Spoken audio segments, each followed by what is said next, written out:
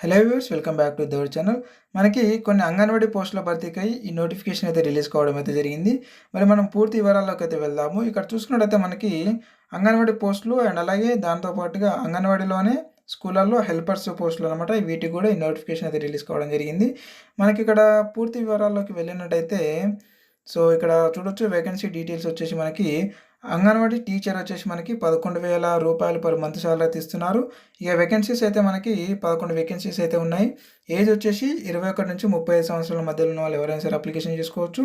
ఇకపోతే మనకు కేవలం 10th క్లాస్ మాత్రమే మన క్వాలిఫికేషన్ అయితే అడగడం జరిగింది. జస్ట్ ఓన్లీ ఉమెన్స్ మాత్రమే అప్లికేషన్ చేసుకోవాలి. అండ్ అలాగే మినీ అంగన్వాడీ టీచర్ అనమాట. వీటికి వచ్చేసి నెలకు 10,000 రూపాయలు అయితే మనకు పర్ మంత్ శాలరీ అయితే ఇస్తున్నారు. అండ్ దాంతోపాటుగా మనకి ఇవి 18 వేకెన్సీస్ అయితే ఉన్నాయి. అండ్ అలాగే ఏజ్ విషయానికి వచ్చినట్టయితే మనకి 21 నుంచి 35 సంవత్సరాల మధ్యలో ఉన్నటువంటి మహిళలు అయితే అప్లికేషన్ చేసుకోవచ్చు. బట్ దీనికి కూడా మన క్వాలిఫికేషన్ వచ్చేసి 10th క్లాస్ పాస్ అయితే చాలు, మీరు అప్లికేషన్ అయితే చేసుకోవచ్చు అనమాట. అంటే హైయర్ ఎడ్యుకేషన్ ఉన్నా కూడా అప్లికేషన్ చేసుకోవచ్చు. మినిమం తక్కువ అయితే 10వ తరగతి అయితే ఇవ్వడం జరిగింది ప్రతి పోస్టుకు. అండ్ నెక్స్ట్ పోస్ట్ వచ్చేసి మనకి హెల్పర్ పోస్టు. దీనికి పర్ మంత్ శాలరీ 7,000 అయితే ఇస్తారు. అండ్ అలాగే వేకెన్సీస్ వచ్చేసి మనకి 58 ఖాళీలు అయితే ఉన్నాయి. ఇకపోతే మనకి 21 నుంచి 35 సంవత్సరాల మధ్యలో ఉన్నటువంటి మహిళలు ఎవరైనా సరే మీరు అప్లికేషన్ అయితే చేసుకోవచ్చు.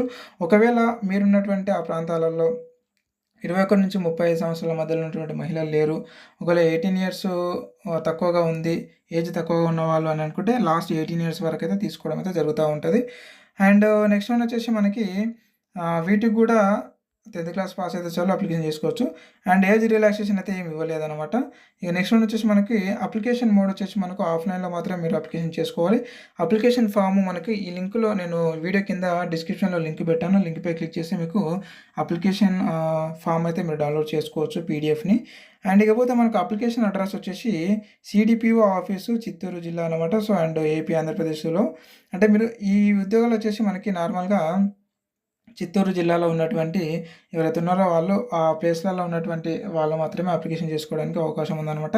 అవుటర్స్ అప్లికేషన్ చేసుకోవడానికి అవకాశం లేదు. ఎందుకంటే ఇవి అంగన్వాడీ పోస్టులు ఎక్కడికి వెళ్ళినా సరే, ఏ జిల్లాకి వెళ్ళినా సరే నార్మల్గా లోకల్ వాళ్ళు మాత్రమే ప్రియారిటీ ఉంటుంది. లోకల్ వాళ్ళని తీసుకోవడం జరుగుతూ ఉంటుంది అనమాట. అది మీరు గుర్తుపెట్టుకోండి.